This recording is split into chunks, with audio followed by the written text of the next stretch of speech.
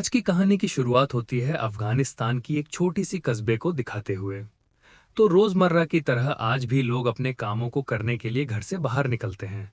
लेकिन तभी इन पर कुछ हवाई हमले हो गए, जिसमें कई सारे लोग अचानक से मारे गए। लेकिन सिर्फ यही नहीं, वहां कुछ टैंक भी आ जाते हैं जो रशियन आर्मी के थे, जिसमें बैठे सोल्जर उस कस्बे में मौजूद लोगों को चुन चुनकर मारना शुरू करते हैं। लेकिन कुछ औरतें थीं जिन्हें अपने घर परिवार को जड़ते हुए देखा, तो उन्होंने इस बात का आंदोलन किया और टैंक को रोकने की कोशिश की। लेकिन अंदर बैठे जालिम लोगों ने जहरीली गैस को बाहर फेंक दिया, जिसमें कुछ औरतें मारी गईं और कुछ तो भाग गईं। जब उन्हें लगा कि सब कुछ खत्म हो चुका है तो वो बाहर आए और फिर सभी के घरों को आग के हवाले कर दिया। यहाँ तक कि उनके पानी के कुएं में उन्होंने जहर डाल दिया, ताकि वो पानी तक न पी सकें। इतना जालिम कौन हो सकता है? मगर किस वजह से ये सब था, उन्हें खुद भी नहीं पता। बस उन्हें तो ऑर्डर मिले। छानबीन करने के दौरान इन्होंने कस्बे के लीडर को पकड़ लिया। पूछा कि उसके बाकी साथी कहाँ हैं, जो रशियन आर्मी के सोल्जर को आए दिन मारते रहते हैं। तो उसने कहा कि वो उसके चारों तरफ फैले हैं, जितनी कोशिश कर ले वो उसके देश को कभी भी हासिल नहीं कर पाएंगे। और इतना सुनते ही कैप्टन के अंदर आग लग जाती है, और इसीलिए वो उस टैंक के पायलट को कहते हैं कि इसे टैंक से कुचल दो। लेकिन वो शख्स इतनी हिम्मत अपने अंदर पैदा ही नहीं कर पाता। तब कैप्टन उस पर बहुत गुस्सा करता है, यहाँ तक कि उसे सबके सामने जलील भी करता है। इतने में वहां वही औरतें वापस आ गईं जो भाग गईं, और इसमें उस लीडर की बीवी भी थी, जो उनके सामने अपनी मौत की जिंदगी की भीख मांगती है। लेकिन पायलट अपने कैप्टन के ऑर्डर को फॉलो करता है और एक जिंदा शख्स पर हजारों टन के टैंक को चढ़ा देता है, जिससे उसकी वहीं बड़ी बेरहमी से मौत हो जाती है। सब कुछ खत्म करके ये लोग अपनी दूसरी टीम से मिलने के लिए निकल गए, जो इन्हीं के डायरेक्शन में आ रही थी। दोनों के बीच रेडियो से बातचीत भी हो रही है, जिससे कि आपस में उन्हें दिशा बताने में कोई मसला नहीं रहता। लेकिन एक बारी दो मोड़ आ गए, जिसमें सामने वाले ने गलती से कह दिया कि लेफ्ट, बल्कि मुड़ना राइट में था, जिसके चक्कर में एक टैंक बिछड़ जाता है और उसे पहाड़ी पर बैठा मुस्तफा देख लेता है। वो एक तालिबानी था और उसका खुद का एक लश्कर था, जिसको उसने अपने दम पर बनाया था। और जब उसने उस टैंक को देखा कि वो अलग हो गया है, तो वो उसे खत्म करने की ठान लेता है। वहीं दूसरी ओर जो लोग सुबह काम के लिए कस्बे से बाहर गए थे, जब वो वापस लौटे तो वहां का मंजर जहन्नुम जैसा था।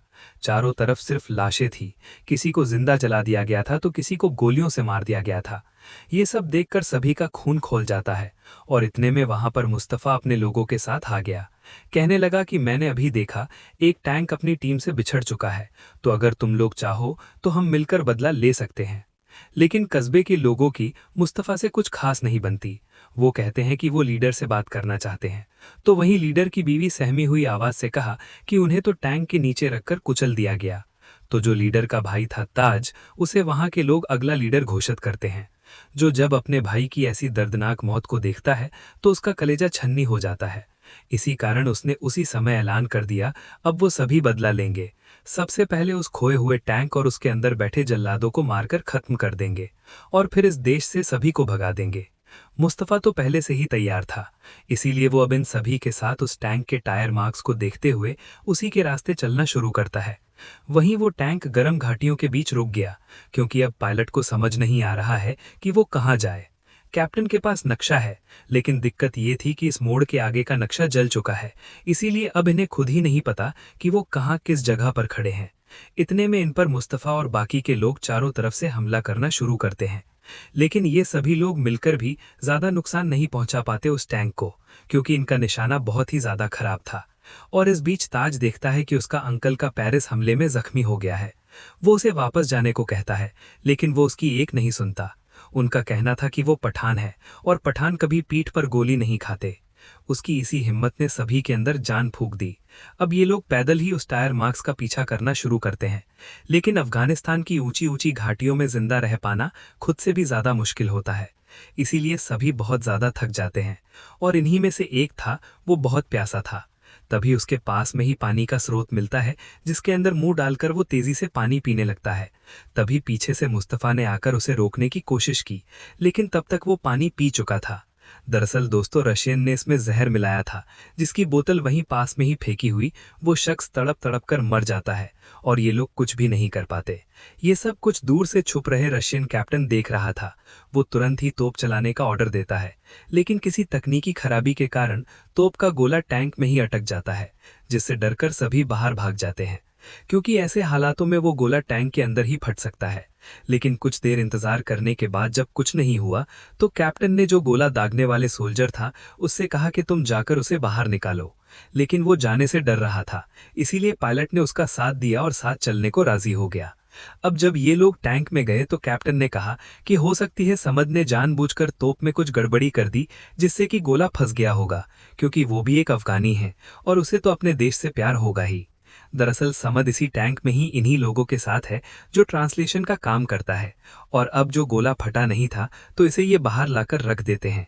उसके नीचे एक ग्रेनेड भी रख दिया जाता है, जिससे हुआ ये कि ये सब वहां सभी लोग पहुंचे तो उनमें से एक ने उस बम को उठा लिया और ये देखने के लिए कि ये क्या है, क्या ये उनके काम आ सकता है। लेकिन तभी वो ग्रेनेड फट जाता है, जिससे उसकी बहुत ही दर्दनाक मौत होती है।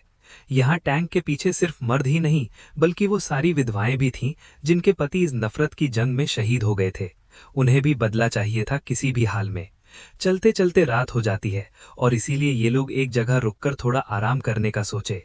इस बीच समद और पायलट के बीच काफी बातें हुई, जिसमें उसने अपने कल्चर के बारे में काफी कुछ बताया, जिसमें सबसे अहम चीज थी इज्जत, जो एक अफगानी के लिए सबसे महत्वपूर्ण होती है। पायलट भी उसकी बातों का सम्मान करता है। इतने में उनके आज की कहानी की शुरुआत होती है अफगानिस्तान की एक छोटी सी कस्बे को दिखाते हुए।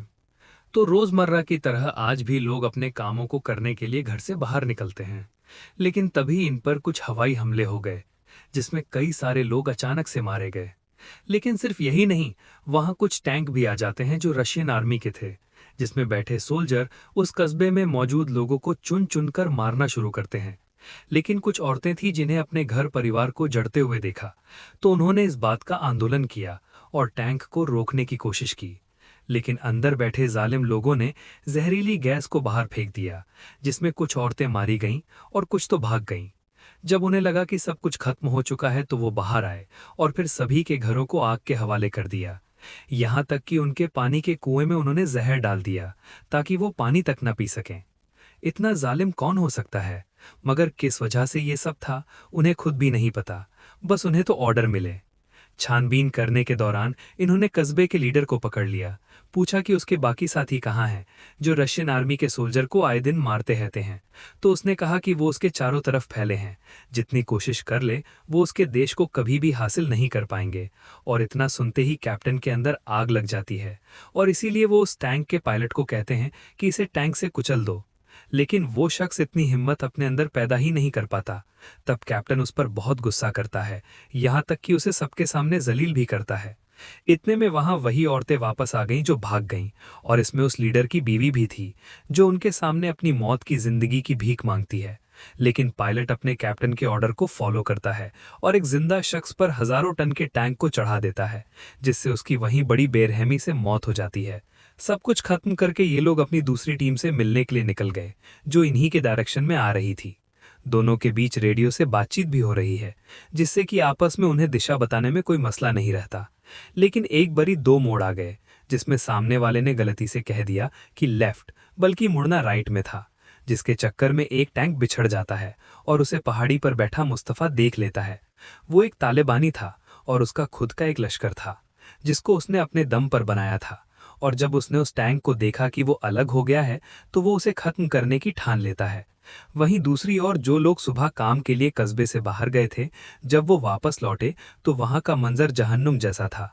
चारों तरफ सिर्फ लाशें थी, किसी को जिंदा जला दिया गया था तो किसी को गोलियों से मार दिया गया था। ये सब देखकर सभी का खून खौल जाता है और इतने में वहां पर मुस्तफा अपने लोगों के साथ आ गया। कहने लगा कि मैंने अभी देखा एक टैंक अपनी टीम से बिछड़ चुका है, तो अगर तुम लोग चाहो तो हम मिलकर बदला ले सकते हैं। लेकिन कस्बे के लोगों की मुस्तफा से कुछ खास नहीं बनती। वो कहते हैं कि वो लीडर से बात करना चाहते हैं।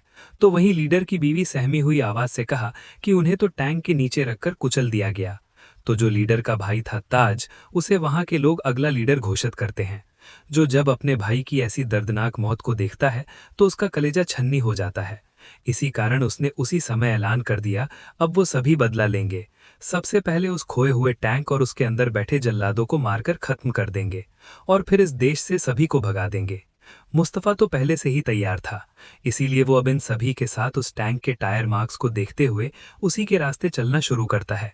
वहीं वो टैंक गर्म घाटियों के बीच रुक गया, क्योंकि अब पायलट को समझ नहीं आ रहा है कि वो कहाँ जाए। कैप्टन के पास नक्शा है, लेकिन दिक्कत ये थी कि इस मोड़ के आगे का नक्शा जल चुका है, इसीलिए अब इन्हें खुद ही नहीं पता कि वो कहाँ किस जगह पर खड़े हैं। इतने में इन पर मुस्तफा और बाकी के लोग चारों तरफ से हमला करना शुरू करते हैं, लेकिन ये सभी लोग मिलकर भी ज्यादा नुकसान नहीं पहुंचा पाते उस टैंक को, क्योंकि इनका निशाना बहुत ही ज्यादा खराब था। और इस बीच ताज देखता है कि उसका अंकल का पेरिस हमले में जख्मी हो गया है। वो उसे वापस जाने को कहता है, लेकिन वो उसकी एक नहीं सुनता। उनका कहना था कि वो पठान है और पठान कभी पीठ पर गोली नहीं खाते। उसकी इसी हिम्मत ने सभी के अंदर जान फूंक दी। अब ये लोग पैदल ही उस टायर मार्क्स का पीछा करना शुरू करते हैं, लेकिन अफगानिस्तान की ऊंची ऊंची घाटियों में जिंदा रह पाना खुद से भी ज्यादा मुश्किल होता है, इसीलिए सभी बहुत ज्यादा थक जाते हैं। और इन्हीं में से एक था, वो बहुत प्यासा था। तभी उसके पास में ही पानी का स्रोत मिलता है, जिसके अंदर मुंह डालकर वो तेजी से पानी पीने लगता है। तभी पीछे से मुस्तफा ने आकर उसे रोकने की कोशिश की, लेकिन तब तक वो पानी पी चुका था। दरअसल दोस्तों, रशियन ने इसमें जहर मिलाया था, जिसकी बोतल वहीं पास में ही फेंकी हुई वो शख्स तड़प तड़प कर मर जाता है और ये लोग कुछ भी नहीं कर पाते। ये सब कुछ दूर से छुप रहे रशियन कैप्टन देख रहा था। वो तुरंत ही तोप चलाने का ऑर्डर देता है, लेकिन किसी तकनीकी खराबी के कारण तोप का गोला टैंक में ही अटक जाता है, जिससे डरकर सभी बाहर भाग जाते हैं, क्योंकि ऐसे हालातों में वो गोला टैंक के अंदर ही फट सकता है। लेकिन कुछ देर इंतजार करने के बाद जब कुछ नहीं हुआ, तो कैप्टन ने जो गोला दागने वाले सोल्जर था उससे कहा कि तुम जाकर उसे बाहर निकालो। लेकिन वो जाने से डर रहा था, इसीलिए पायलट ने उसका साथ दिया और साथ चलने को राजी हो गया। अब जब ये लोग टैंक में गए तो कैप्टन ने कहा कि हो सकती है समद ने जानबूझकर तोप में कुछ गड़बड़ी कर दी, जिससे कि गोला फंस गया होगा, क्योंकि वो भी एक अफगानी है और उसे तो अपने देश से प्यार होगा ही। दरअसल समद इसी टैंक में ही इन्हीं लोगों के साथ है जो ट्रांसलेशन का काम करता है, और अब जो गोला फटा नहीं था तो इसे ये बाहर लाकर रख देते हैं। उसके नीचे एक ग्रेनेड भी रख दिया जाता है, जिससे हुआ ये कि ये सब वहां सभी लोग पहुंचे तो उनमें से एक ने उस बम को उठा लिया और ये देखने के लिए कि ये क्या है, क्या ये उनके काम आ सकता है। लेकिन तभी वो ग्रेनेड फट जाता है, जिससे उसकी बहुत ही दर्दनाक मौत होती है। यहाँ